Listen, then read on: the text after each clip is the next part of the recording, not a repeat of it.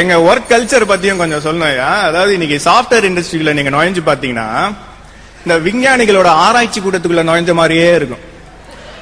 அப்படியே எல்லாம் ஸ்ட்ரிக்டா அப்படியே அசையாம மானிட்டரியே பார்த்துன்னு இருப்பாங்க.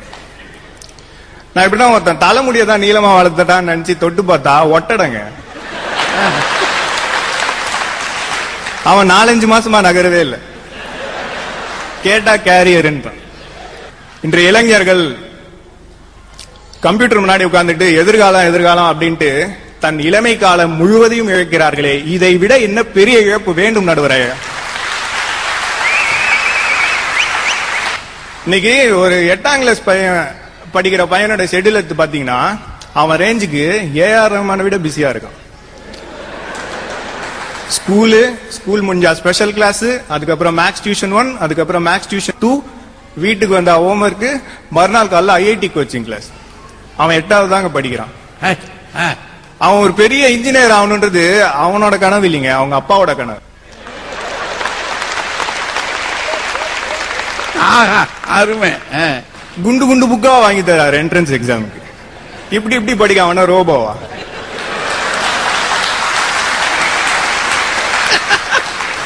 ஐயா, எங்களை கேட்காமயே ஒரு கடிவாளம் கட்டி விட்டுட்டாங்க, நீ இன்ஜினியர் ஆகணும்ட்டு. நாங்கள் பந்தயத்தில் ஓடி ஜெயிக்கக்கூடிய குதிரை தான். ஆனால் எங்க வருத்தம் எல்லாம் என்னன்னா அந்த இலக்கை நாங்கள் தேர்ந்தெடுக்கவில்லை.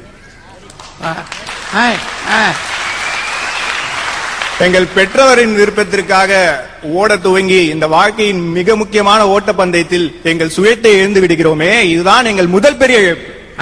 அருமையா, அருமை. இந்த சாப்ட்வேர் இளைஞர்கள் ரொம்ப நாள் கழிச்சு சந்திச்சுக்கிட்டாங்கன்னா என்ன பேசிக்கிறாங்கன்னு நினைக்கிறீங்க ஐயா? நீ எந்த கம்பெனில இருக்க? ஓ ஓகே. ஆன்சைட் போயிட்டு வந்துட்டியா? போயிட்டு வந்துட்டேன்.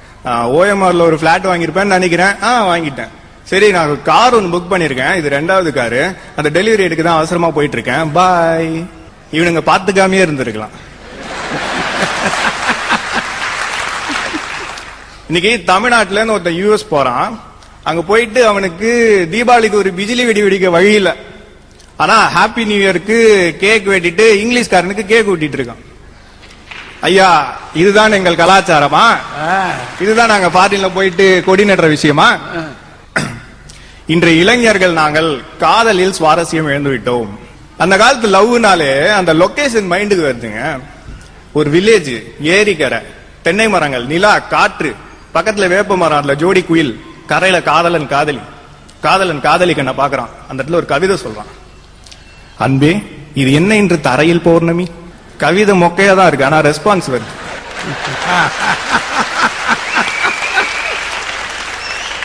அவ ஆஹா இது என்ன இன்று என் முன் சூரியன். இவர் அப்படியே அடுத்த கட்டத்துக்கு போறாரு, நமக்கு இடையே தென்றல் தேவையா? அவ இந்த கேள்வி தேவையா? இதுக்கு மேல அங்க டைலாகே இல்லையா, ஒன்லி சைலன்ஸ். நம்ம அப்படியே அந்த ஜோடி குயில காட்டுறோம், சீனை கட் பண்றோம். இன்னைக்கு எப்படி இருக்கு? இப்படி ஒரு இணக்கமான காதல் காட்சி எங்கள் காதலில் இல்லையே. நாங்க குடுக்கிற பாதி முத்தம் செல்போனுக்கு தாயா போகுது.